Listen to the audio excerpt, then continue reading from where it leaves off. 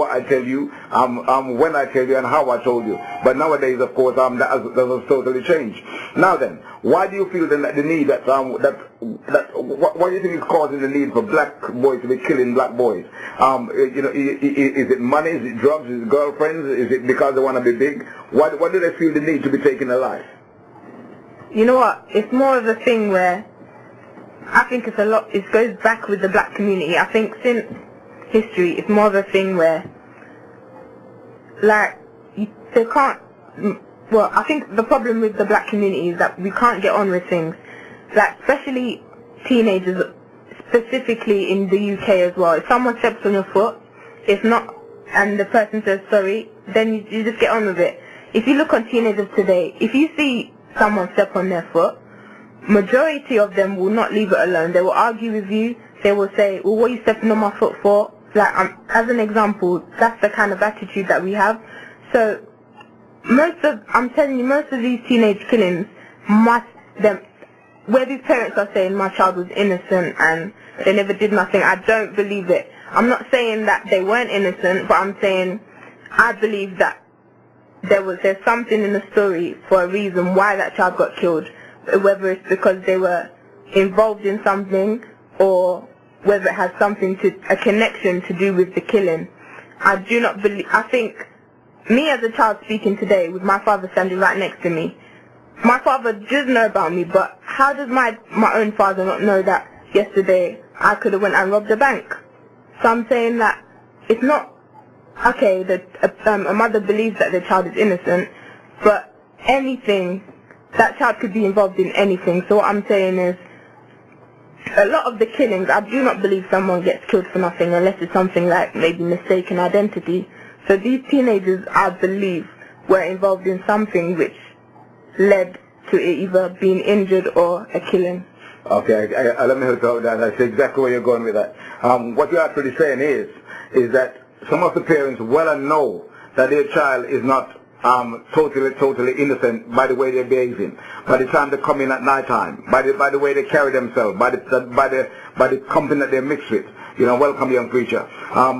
You're saying that a lot of the parents will know, you know, that their children, you know, are their boys, are their sons, when they should be inside or when they should be studying at school, are not doing that. And because they're not doing that, when they get in trouble, of course, they're trying to tell me that they defend them. And because they defend them, this is going to encourage the boy to go out and do a little bit more, rather than they try to pull them in and say, listen, you know, you've got to do what I tell you. Or if you do something, I heard about a father once where the boy went out and he committed a crime. And the father marched him down to the police station and got him locked up. Now people say that this man was terrible and that he let his son down. But when that boy came out of the police jail, after that, and he realized what jail was like, of course he didn't want to go back there again. And now people are criticizing the father, but he stopped that boy from going on to do something worse. Now, my only danger about about teenage boys right now is that from the time they move into the knife and start using the knife, there's going to come a time when they're going to get fed up with the knife. And from they get fed up with the knife, of course, they're going to get fed up with the gun. And of course, as soon as that happens, they will start shooting people. Now, let's get about the attitude of the young boys. I mean, I was on a bus one time when my car was broken and I could not drive. So I was traveling on the bus, and I think I've told this to the chat room before. And this boy come and sat down beside me, a 15-year-old boy. He doesn't know me. I've never seen the boy before in my entire life. And he decided to come and tell me of a crude way in which I should go and make love to my mother. Now, and the letter starts with F. Now, in my old days, personally, I would have gotten up and that boy would not have reached his home. I can guarantee he would not have reached his home. Now, imagine he's gone and said that to another 17-year-old boy, an innocent 17-year-old boy who loves his mother. What do you think he's going to react to? So where does that indiscipline come from? The DoubleM. Where does that outspoken, bad manners, the big adult, a big man like me, and I could have brought the boy in half easily, and he's come and said something like that in my face. Where does that come from? The only answer could be the home. The home. It's got to start from the home. That's the only. If you bring up a child to have manners, respect authority, and that also includes society as well, they will not go on like that. I think if a lot of parents took responsibility for their children, and grow them up with manners as well, these things won't happen. Do you think that children get things far too easy these days?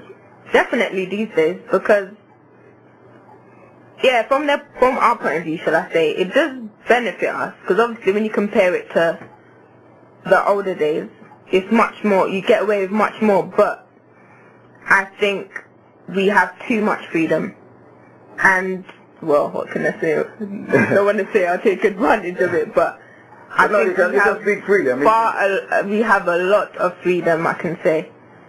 So maybe that could also be a reason why children, or teenagers as well, are taking it for advantage when it comes to killings, when it comes to society, disrespect. I look at some of the games that's been designed now for children. I look at some of the TV shows that's been designed for children. Now, personally, when I look at some of the games that parents buy for their children, the child could be 8 or 9 years old, and on the box it says 18 years old, that this game should not be played for PlayStation or Xbox. It should not be played for anyone younger than the age of 18. But yet, a parent will gladly walk into a store and buy games where they see shooting and killing, where you see the blood literally runs out of this person as if they were real. You know, what do they call those images? You know, where the person looks so real. What's it called? Computer-generated images. That's the one. And the person looks so real that when they jam the knife in or when they shoot the gun, and you hear this screaming, oh, like somebody's really been shot. Now these boys believe that it's only a computer game. But when they go out on the street, they cannot differentiate between computer game and reality, because they've been brought up from the age of 8 to learn how to kill on a computer, to learn how to run someone over on a computer with their cars, and they believe, and because a person get up and walk away, they believe that that is right in reality. Where a boy will take a knife and jam it into the chest of his good friend, you know, believing that, of course, this is the way to do things. I blame a lot of the parents today, because every time the child has said they want something, they get it. Everything a child asks for, they get it. And when you do that, and when there comes a point where you cannot give that child everything that you want, plus the child is out there on drugs, they're taking weed. Some of the parents will sit down and they will smoke cannabis with their 10 and 12-year-old child.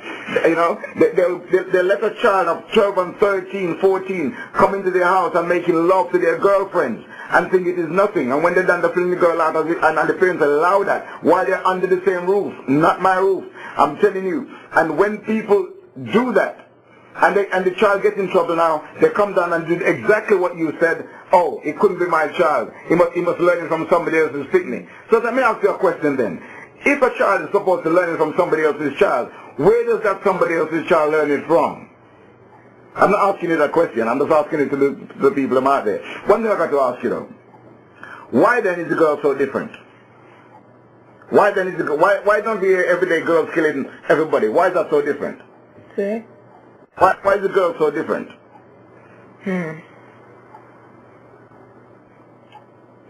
You know what? I think it's